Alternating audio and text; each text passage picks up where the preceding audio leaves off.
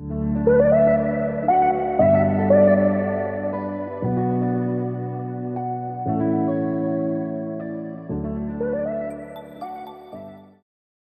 name is Alan Seid. I grew up bilingual, bicultural in Mexico City, Mexico.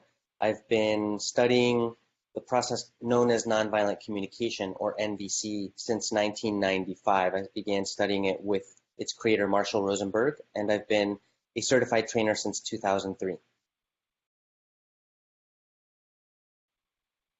Nonviolent communication was named that because Marshall Rosenberg was trying to align himself with Gandhi's social movement.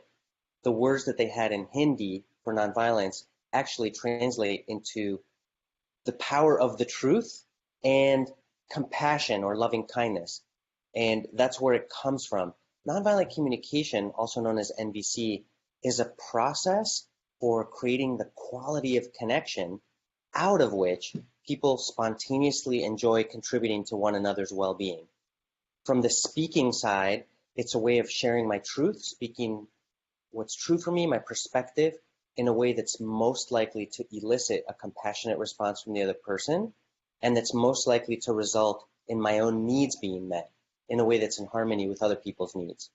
From the listening side, it's a way of being present for what might come across as blame, judgment, criticism, or a verbal attack. And instead of hearing that, we put our attention on the other person's needs or values so that we're not getting as defensive, we're not getting upset, and we're much more likely to be able to diffuse any potential misunderstanding or conflict. Well, it's only important for people who have other people in their lives. It's only important for people who have relationships.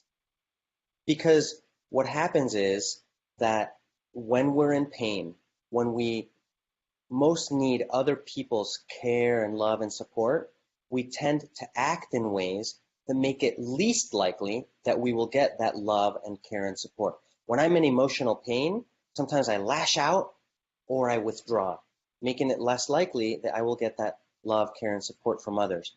So NVC gives me a way of taking responsibility for what's happening inside me and also how to ask for what I'm wanting.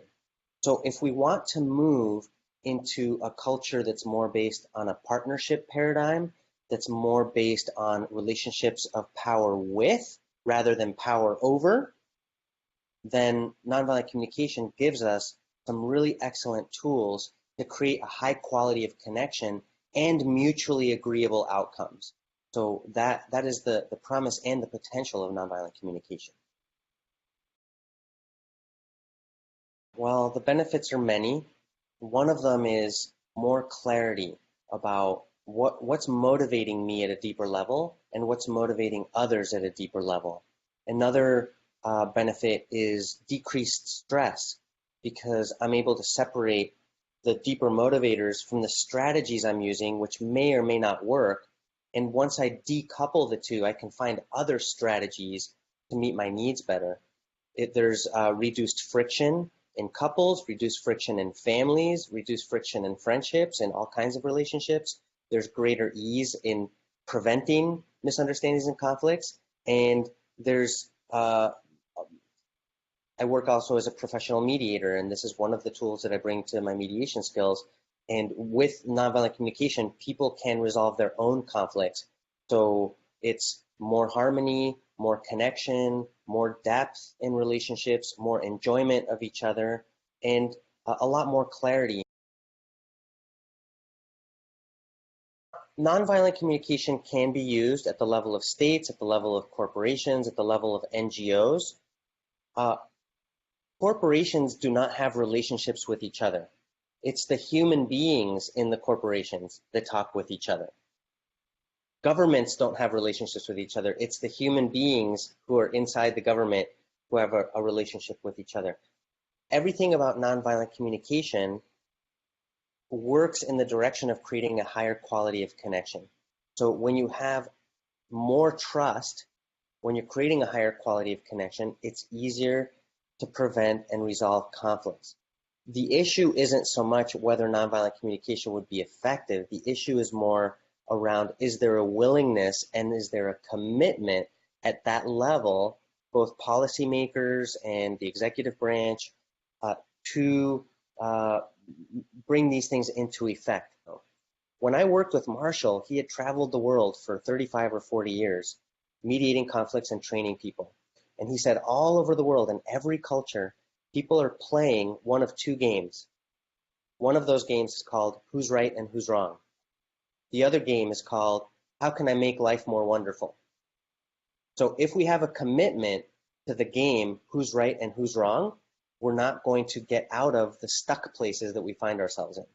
If we change that commitment to working together, how can we make life more wonderful? I think a lot more is possible. Absolutely, nonviolent communication can be included as part of an overall way to addressing post-conflict situations in countries that have gone through war. I would address those situations with a robust toolbox of multiple methodologies. People who have been through trauma need a lot of support. One of the things nonviolent communication brings to the table is the power of empathy and the power of empathic presence and the power of being able to hold a space of shared mourning and grieving so that people can start to heal from the wounds of trauma and war.